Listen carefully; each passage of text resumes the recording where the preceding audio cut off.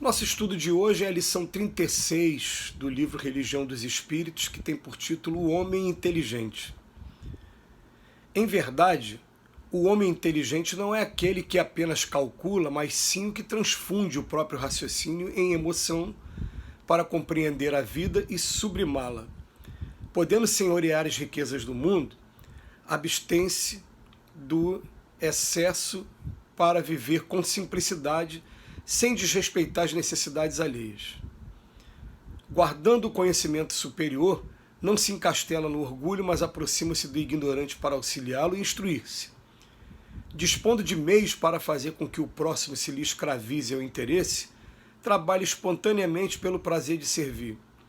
E, entesourando virtudes inatacáveis, não se furta a convivência com as vítimas do mal, agindo sem escárnio ou condenação para libertá-las do vício. O homem inteligente, segundo o padrão de Jesus, é aquele que, sendo grande, sabe apequenar-se para ajudar os que caminham em subnível, consagrando-se ao bem de todos, dos outros, para que os outros lhe compartilhem a ascensão para Deus. Hoje o texto foi pequeno, escrito por Emmanuel. Existe no Evangelho segundo o Espiritismo um texto que tem por título Missão do Homem Inteligente na Terra, que vale a pena a gente dar uma conferida. Mas o Emmanuel, dessa vez comentando a questão 592 do Livro dos Espíritos, ele faz uma síntese do que ele considera um homem inteligente. E ele começa falando que, em verdade, o homem inteligente não é aquele que apenas calcula, mas sim o que transfunde o próprio raciocínio e emoção para compreender a vida e sublimá-la. E a gente vai analisar sobre dois aspectos desse primeiro parágrafo. Em primeiro lugar, que o nosso planeta, nosso mundo está cheio de pessoas com uma capacidade muito grande, mas que não conseguem de jeito nenhum tirar essa capacidade do campo da mente e transformar em atitudes. A gente percebe que são pessoas inteligentes e pessoas que, quando são avaliadas, é muito comum elas ficarem, inclusive, entre os primeiros lugares, se não o primeiro lugar de turmas. Mas, na hora de passar da teoria para a prática, tem uma dificuldade muito grande.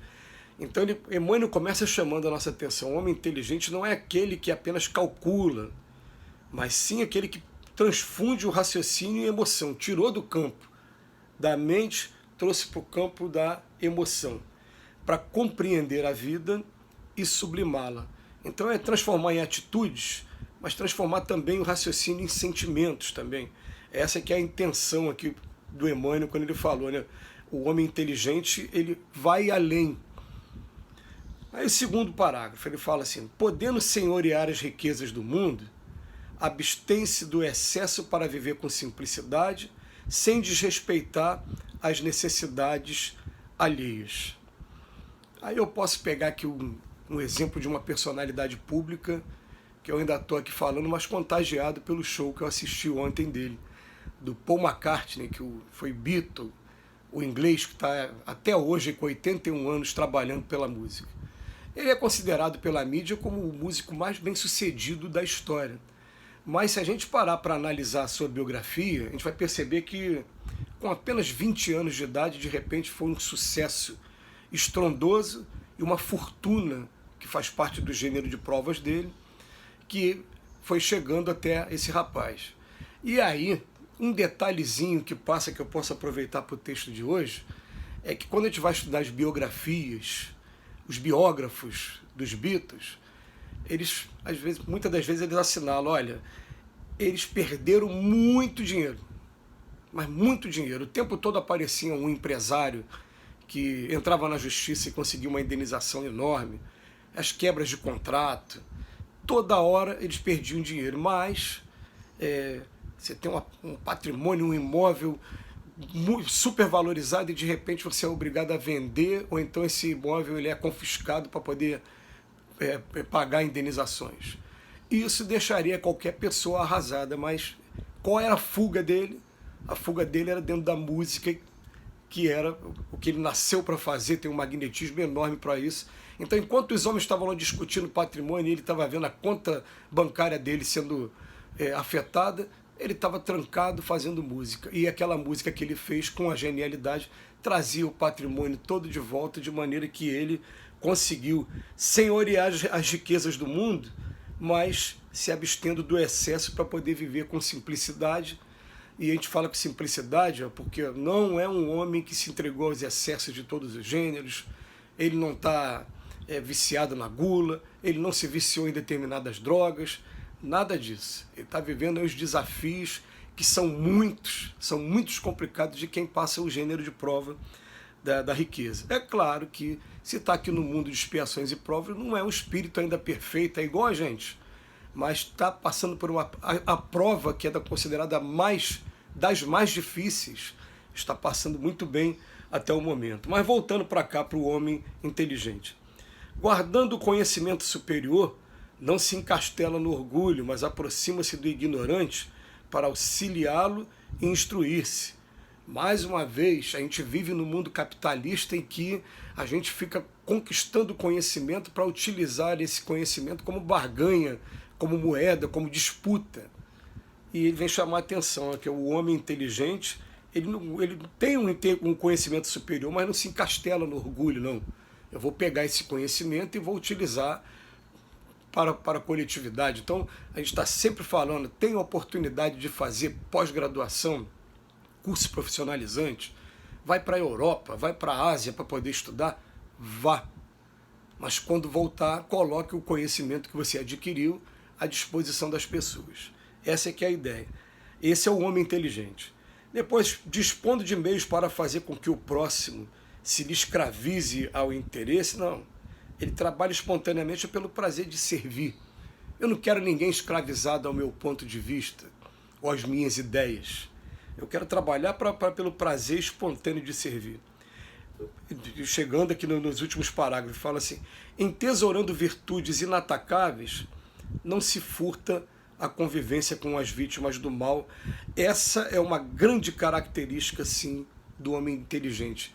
Chega um ponto em que ele começa a ir de encontro com o sofrimento e ele vai se deparar com cenários, com pessoas por aí que você vê não tiveram condição nenhuma de estudo, não tiveram condição nenhuma de ter uma saúde pública, e você faz um esforço para se colocar no lugar daquela pessoa e você vê, meu Deus, é tudo questão de gênero de prova. Eu fui inserido num cenário, aquela pessoa foi inserida em outro cenário, mas como eu agiria se tivesse nascido naquele cenário dele?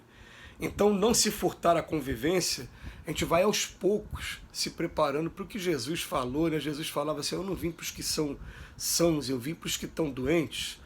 E quando ele fala doente, ele fala com muito respeito, ele está fazendo uma comparação para que as pessoas pudessem compreender.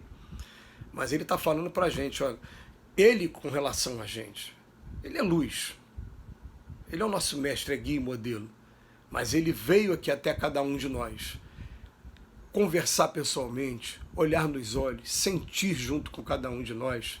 E é isso que ele está querendo dizer para a gente. Tem as virtudes inatacáveis, mas não se furta a convivência com as vítimas do mal e agindo sem escárnio ou sem condenação para libertá-las do vício. Aos pouquinhos, respeitando a pessoa, sabendo da dificuldade. E principalmente o homem inteligente, ele vai saber assim, ó, eu também fui criado simples e ignorante por Deus e passei por todas essas dificuldades. Alguém teve paciência comigo, alguém me deu muitas oportunidades, aqui estou eu agora retribuindo as oportunidades que eu recebi lá atrás, dentro de um processo educativo que tem que ter calma e respeito, que é uma coisa que a gente deve aprender definitivamente, é respeitar profundamente o defeito dos outros. Esses termos pejorativos, fulano é perturbado, fulano é doente, e definitivamente a gente deve tirar do nosso vocabulário. O último parágrafo ele fala assim, um homem inteligente, segundo o padrão de Jesus, é aquele que, sendo grande, ele sabe apequenar-se para ajudar aos que caminham em subnível, consagrando-se ao bem dos outros para que os outros lhe partilhem a ascensão para Deus. Lembrando mais uma vez que o aprendizado completo do mundo igual ao nosso, ele vai ser quando a gente descobrir que a luz, que quando se acende, ela não pode ficar embaixo da cama. O candeeiro, quando acende, ele tem que ficar iluminando a todos. Então, os recursos que a gente tem, os poucos recursos que a gente tem que colocar à disposição dos outros para que possa fazer todos progredirem, a nós e a eles também. Que Jesus nos abençoe hoje e sempre.